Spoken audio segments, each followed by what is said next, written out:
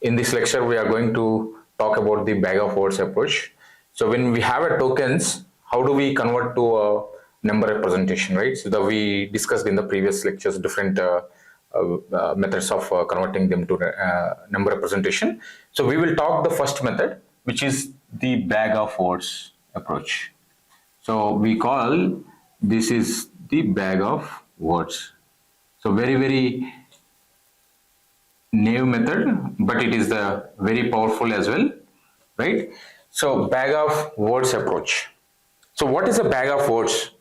So you have the, from the given sentences, we assume that there are like tokens, that is nothing but the words or the subwords, right? So we collect the tokens and then we maintain the bag of words.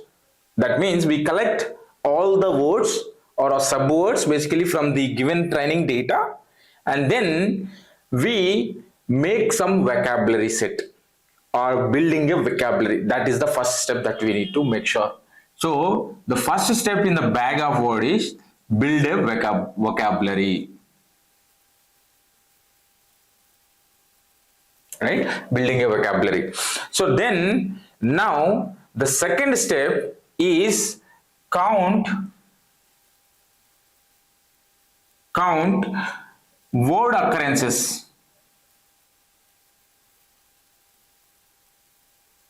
The second step is the count word occurrences in each document or each sentence, right? And the third one, we represent each sentence as a vector. So these are the three steps in the bag of words approach. So first you find the training data. When you have a training data, you build a tokenizer. From the tokenizers, you build a tokens from the tokenizer for each document of the sentence, and then you build your own vocabulary. Okay, and then count word occurrences of each token that you have collected or the words, and then represent each sentence as a vector, third step. So we will walk through our different examples here. So let's say we have, three examples that we have here. The first example, I love to eat pizza and pizza is good. So this is the first sentence that I have, or the document that I have, right? And the second one is I love to travel and travel makes me to feel good. This is the second sentence that I have, or the document I have. And the third one, the sun is shining brightly today. We have these three are the documents or the sentences. Like this, we have a lot of sentences, right, from every training data. So I'm just taking a sample of like 3 samples to explain here. And now you need to apply for these sentences the stemming and limitation, the stop word removal, removing punctuations, removing the count, removing the numbers, removing the all the noisy words which you feel it, right? So once you clean this, let's say assume that you have these are the raw data, and then this is maybe a cleaned data that you can see, the cleaned sentence, the sentence 1, let's say sentence 1, sentence 2, sentence 3, then sentence 1, you have love, then eat, then pizza, then good. This is the tokens. Basically, I am building my own tokens. Like I am using a word tokenizer basically to explain here. And then second one is the love travel,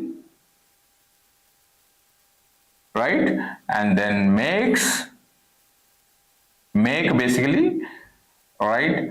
And then feel good. These are the words that from the sentence 2 after you clean it and then tokenizing it. And then sentence 3, you have the sun shine bright and today. You have, these are the sentences. These are the cleaned tokens that we have. Right? After these are sentences that you get from training data, and after that you perform the cleaning, and then once you clean it, then we have a cleaned data which you perform the tokenization on top of that. Then you have this now collected the, for every sentences, now you perform the tokenization, and then you got the words. So now the first step is building a vocabulary. So now you need to find the all the unique word occurrences or unique words here. So let's say I have, like, let's make a unique words: love, eat, pizza, then good, then we don't need commas, okay, because which makes a columns.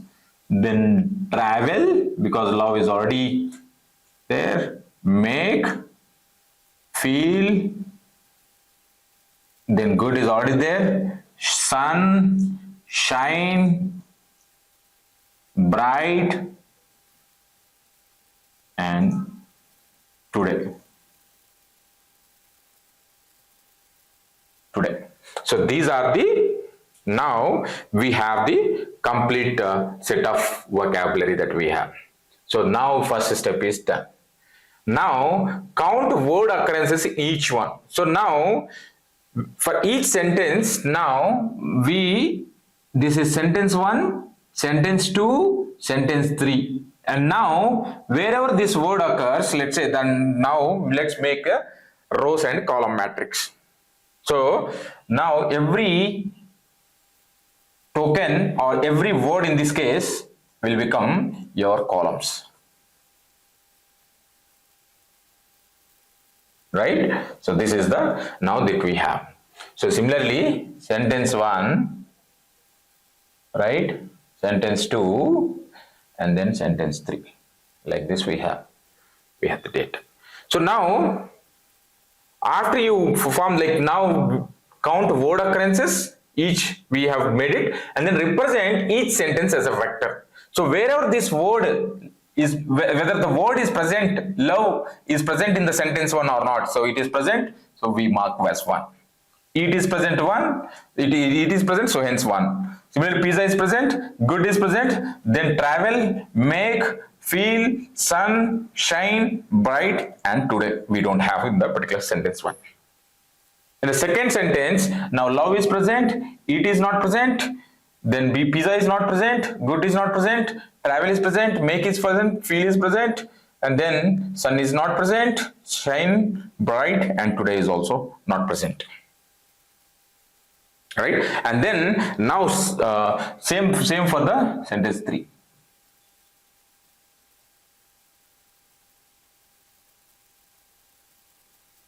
Right? This is now we made a matrix. Now we converted every sentence to a number representation. Now this one will become my vector. So like if you see, the vector is 1, 1, 1, 0, 0, 0, 0, 0, 0. Now like this we have the data, right? So one more 0. So like this we have the data. So like this you can have every sentence is represented as a vector or the embeddings that we call.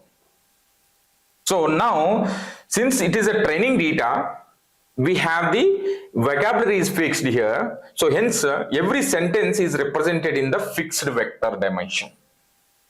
So if it is in this case, love to today, it is 4 plus 3, 7 plus 3, 10, 11. So hence 11 length of the vector is 11. For each sentence we are representing in terms of the dimension is the 11 vector length, right? So this is called, this matrix is called document term matrix, because the documents are the rows we see, and then terms are the tokens or the words that we call these are called terms basically.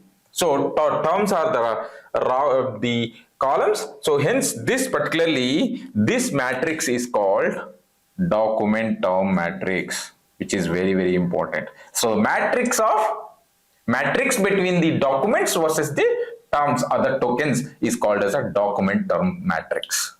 Sometimes people represent the same space in terms of the transposing. Transposing means the sentences of the documents will become your columns, and then terms or the tokens will become the rows. That time this matrix also will become term document matrix, which is nothing but the document term matrix of this transpose we call. The transpose of this document term matrix will always be called as usually called as a term document matrix. So some people represents the as a term document matrix, but however I recommend we usually go for the document term matrix, because we build some sentiment analysis or the classification for each document, right? So let's say you have this data and we collect the, let's say this is the sentiment is positive, sentiment is, let's say, positive, and let's say this is also positive, some cases negative, some cases neutral, something like this, right? So now you have the training data. Now this is Y, let's say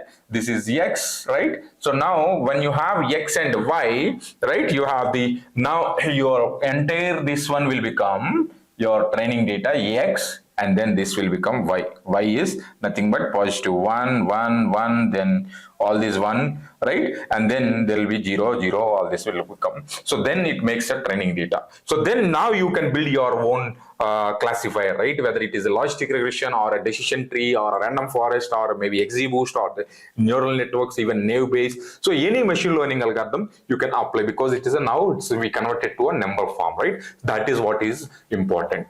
That's why we need to convert from text to a numbers, and then we apply a machine learning algorithms on top of this.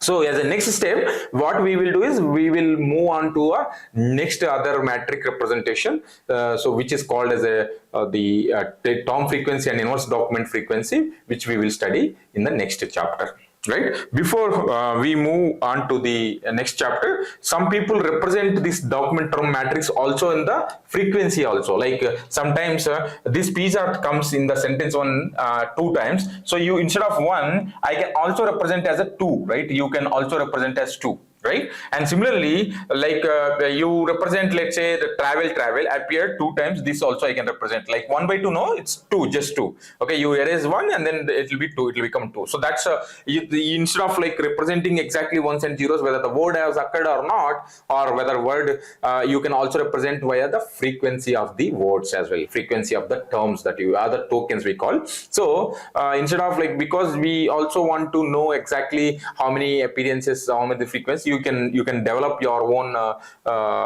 machine learning. You can try it out whether this makes good, or the frequency adding more the frequency counts it is good, or the just a ones and zeros are making good. In terms of the parameter tuning, you can decide later, right? Hyperparameter tuning basically. So we will see next matrix is the term frequency and the inverse document frequency, which is called as a TF-IDF, which is famous, and then which is also one of the some of the disadvantages of this bag of words we will overcome using the term frequency and the inverse document frequency. This method is really very simple, and it is, you can represent a very easy method, very easily you can represent this vector, the every documents of the sentences into a vector form, right?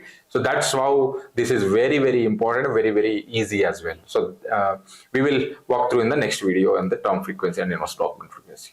Thank you so much.